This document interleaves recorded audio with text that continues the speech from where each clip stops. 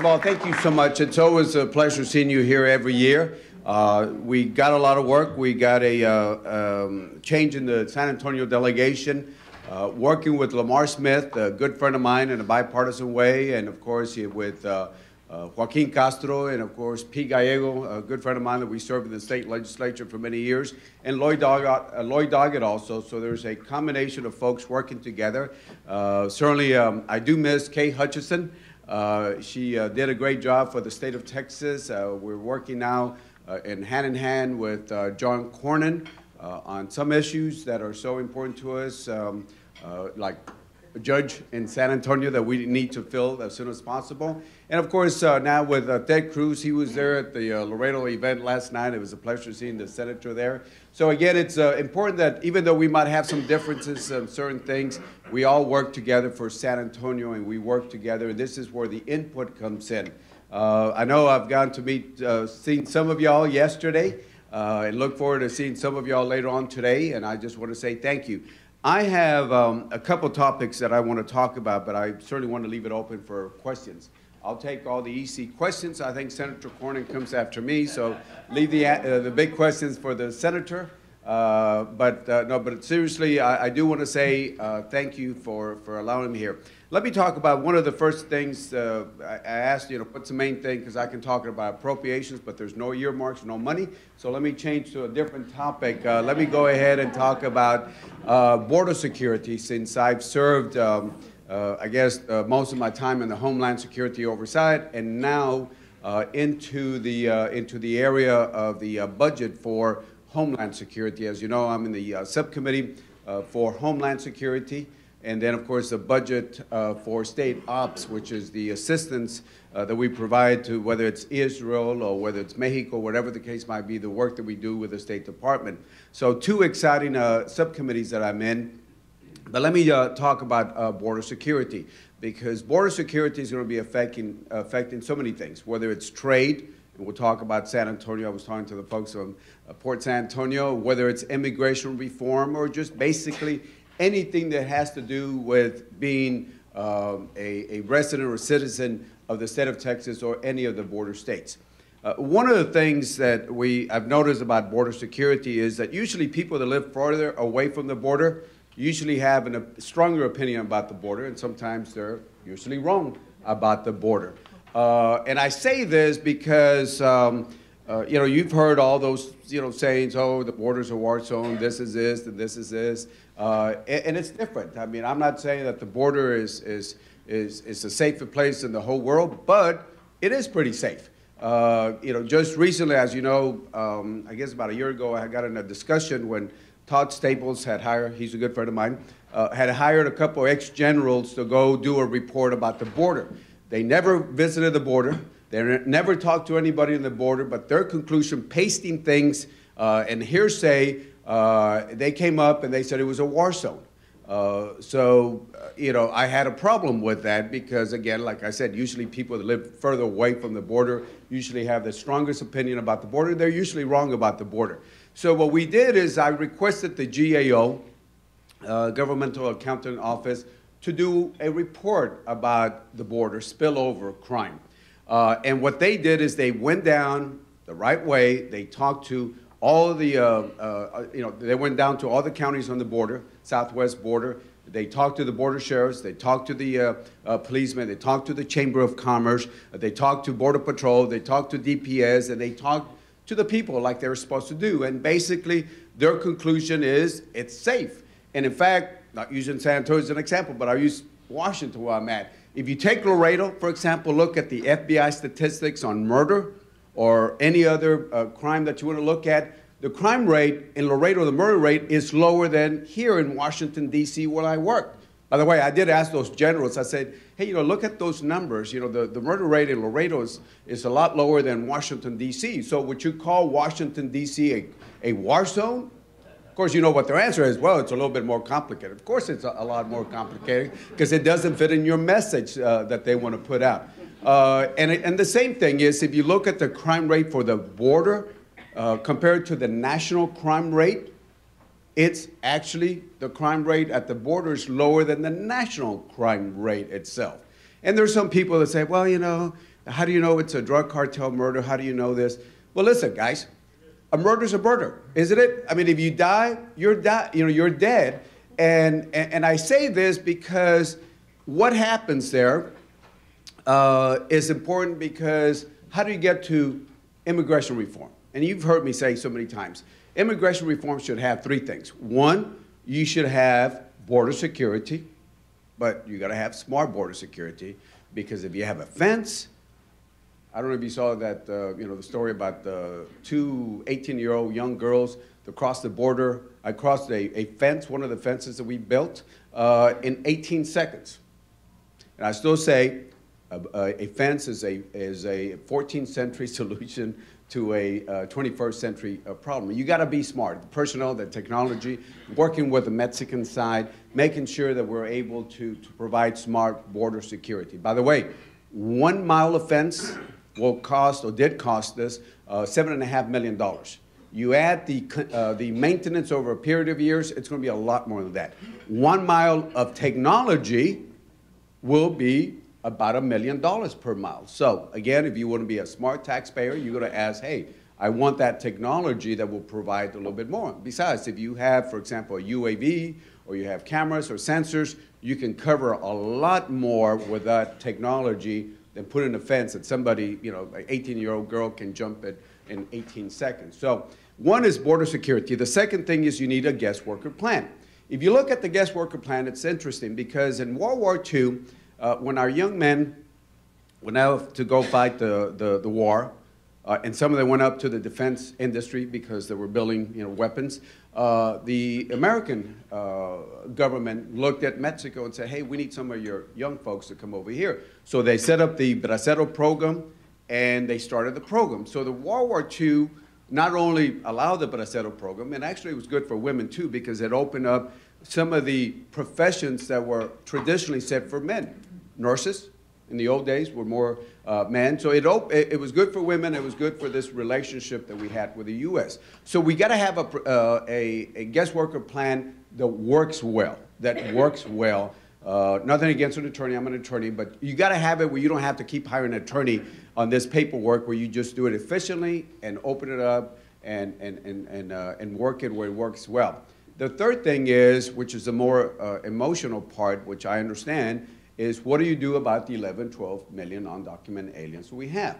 If you recall, before the November election, one candidate was saying, Mitt Romney, was saying self-deportation, and you got to send all those people, and we're going to make it so difficult for these people that they're going to want to leave the United States.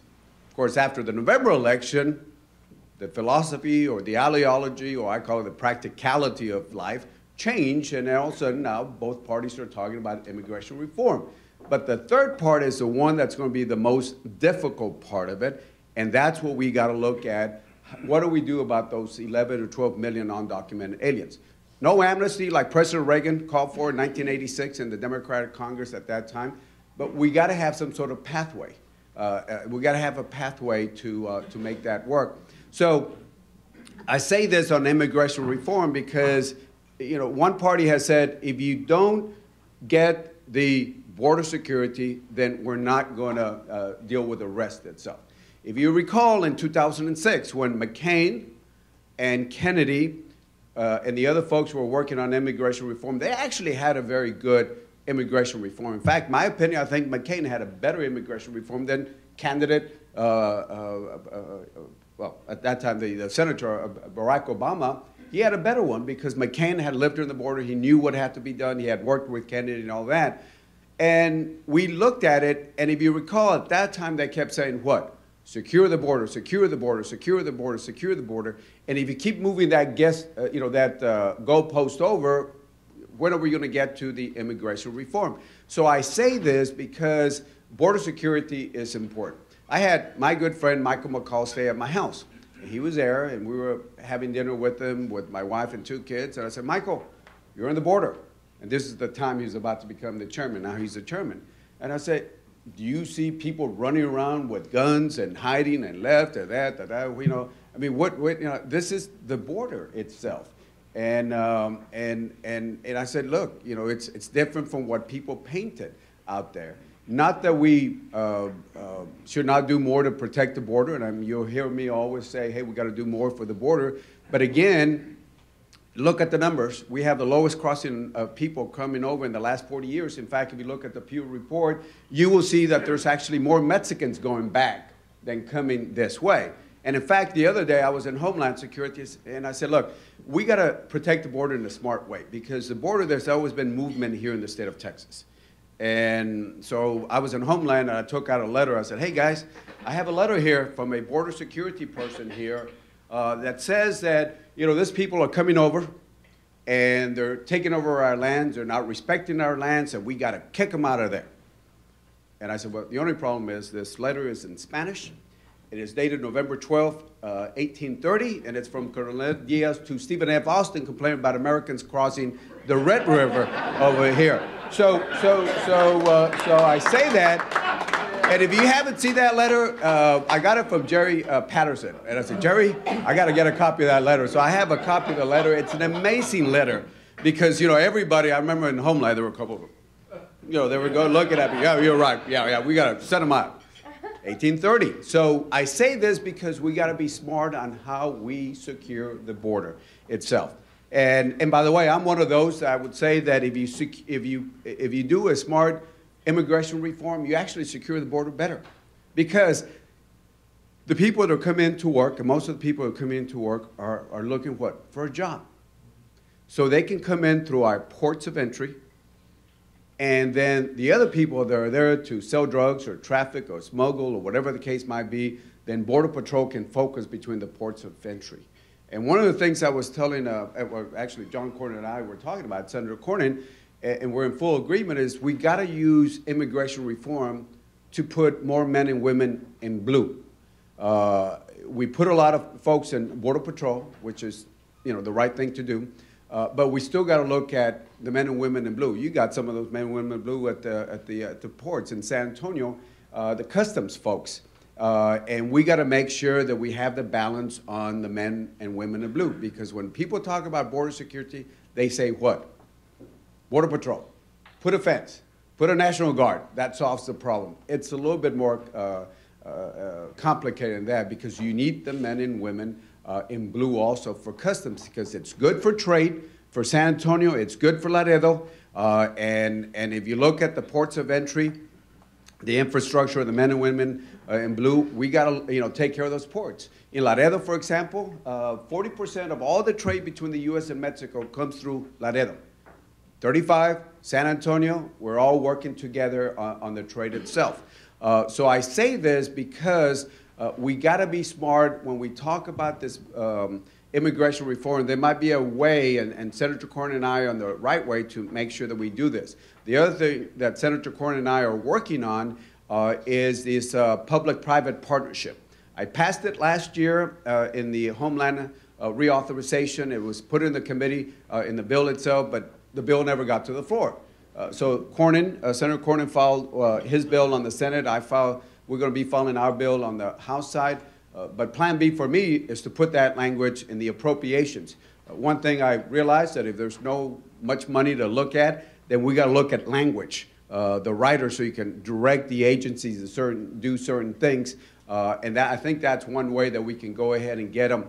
Because if you have local government, like in Laredo or McAllen, the Anzaldúa Bridge or other places, they're saying, we're willing to put some money, or the private sector is willing to put some money for our bridges or for the personnel, then let the private sector do this in a partnership. So we got to involve the private sector. I will go ahead and just talk about sequestration, because as a member of the appropriations, I got to talk about appropriations just for a second. But let me say this. Listen, the problem is very simple. $3.7 trillion budget, $2.7 trillion revenues. How many business people do we have here? All right. What's the first thing when you run a business? You say you're going to match your expenditures to your revenues, right? Or you try to increase your revenues. But let's say just match them down there. That's the first thing. Well, if we cut the 3.7 and the 2.7, my job would be very simple because actually all the members will be here. We would all come in and say, hey, can't talk to you about transportation. Can't talk to you about military contracts, USA, San Antonio. Can't talk to you about transportation dollar. Can't talk to you about education. Sorry, Armando, research dollars will be no money. But I will talk to you about Social Security, Medicare, and the entitlements, because that's all the money we have. Maybe a little bit of money after that. That's it. That's it if we did that. So it's a little bit more complicated than say just cut it up there. You know, the problem is what we get in the same breath, and I know I'm not going to point to this person. Where's Richard Pettis? No, I'm just kidding. But most people will say this: Congressman, reduce the deficit. Congressman, don't raise our taxes. And Congressman, don't touch my program, because my program is the most important program in the whole world.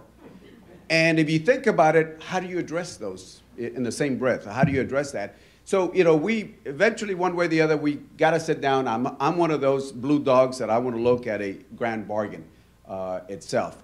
We got to touch entitlements. This has been recorded over there. We got to look at entitlements, because in the appropriation bill, 2/3 is automatic spending.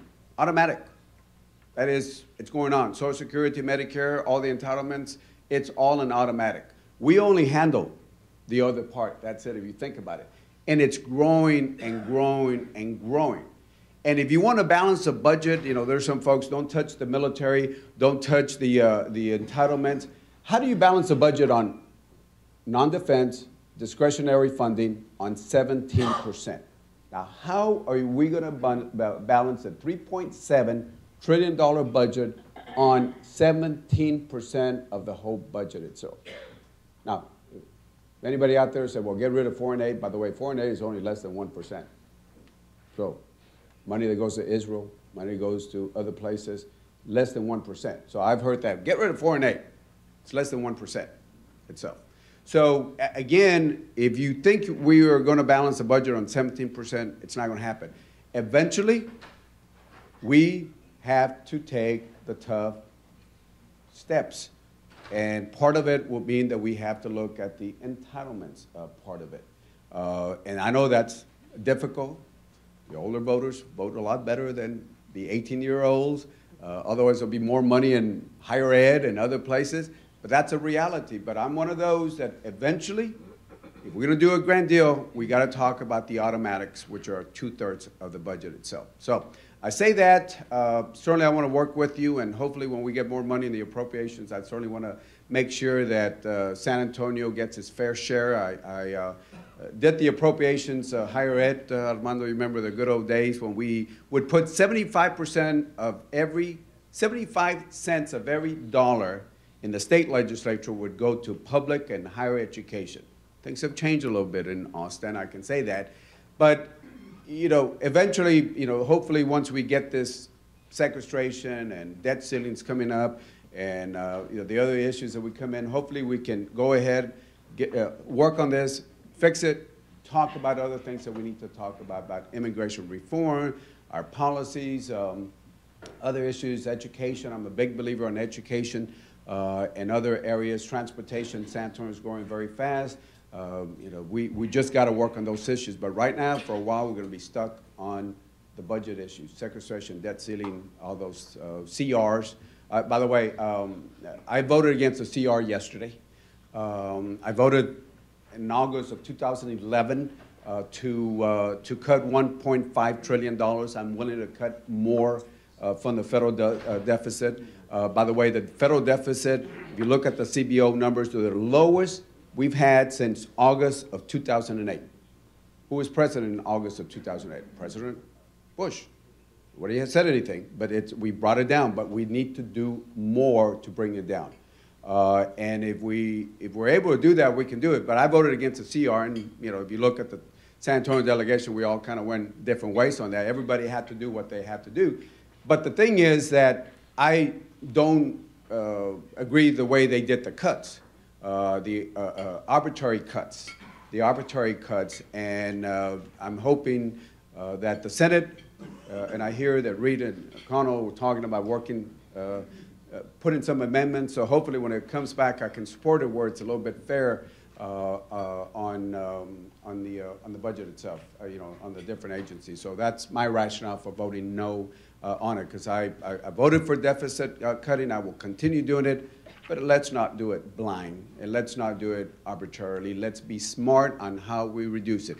If you at home are you have to reduce some of your expenses, are you going to say, hey, I'm going to go ahead and cut my mortgage, and I'm not going to pay that darn banker. I'm not going to do that. No, you're not going to do that. You're going to look at where you cut, and you decide where to cut it. Same thing with sequestration. You just got to make the smart priority cuts instead of just going at it blindly. So anyway, that's the point that I wanted to make. I will happy to answer one easy question in a yes or no form. Or like Henry Kissinger used to say in the old days, ask me the question to the answer I'm about to give you. Well, I'll take that challenge on, and that is that we continue to look at the budget as a zero-sum game. There's only so many dollars, and there's only so much revenue, and let's balance that budget. But the history of the United States is built on the private enterprise where we build revenue, and that revenue then pays off those other debts. Why can't we build revenue? Yeah, I agree. And I think I'm one of the few folks in the San Antonio area, well, I guess maybe except for Lamar, supported by U.S. Chamber, supported by NFIB, supported by Bill Hammett's Texas Associated Business, because I believe very strongly in allowing the private sector to go and to do what it's best, and that is to create those jobs, especially small businesses, because 2/3 of all the jobs that we have are created by small businesses. So I certainly believe in less regulation, try to keep taxes as low as possible. I'm one of those that I think we ought to reduce the corporate tax so we can compete across, because I'm a big believer in international trade. And San Antonio has done well because of trade. I've also been doing everything to also protect our oil and gas industry, energy. As you know, there's sometimes a tax on them, and they said, well, we're going to get rid of this deduction for the oil and gas companies. But again, there's other companies. If you want to look at other companies, there's some other companies you can go after. But again, don't target individual companies. If we're going to do a tax reform, let's do a fair tax reform so we can have less regulations, a fair tax system so we can grow our industry on that. By the way, the two areas that have been so good to Texas besides military and biotech and all that has been the energy business and has been the trade industry. And when we talk about trade, and San Antonio knows this very well, 40% of all our exports from the United States go to Mexico, Central, South America. 40% of everything we produce goes that way. And I'm a big supporter of Mexico in the sense that if a product comes in, talking about business, if a product comes in from China, there's about less than 5% American products in there. If a product comes in from Mexico, 40% of those products are American. So you can see how the connection is between the U.S. and Mexico. By the way, Mexico, talking about jobs, because of the trade and industry we have with the relationship with Mexico, 6 million jobs on the American side. And every day there's $1.2 billion of trade between the United States. So my response to you is yes to the private sector. Thank you so much. Thank you so much.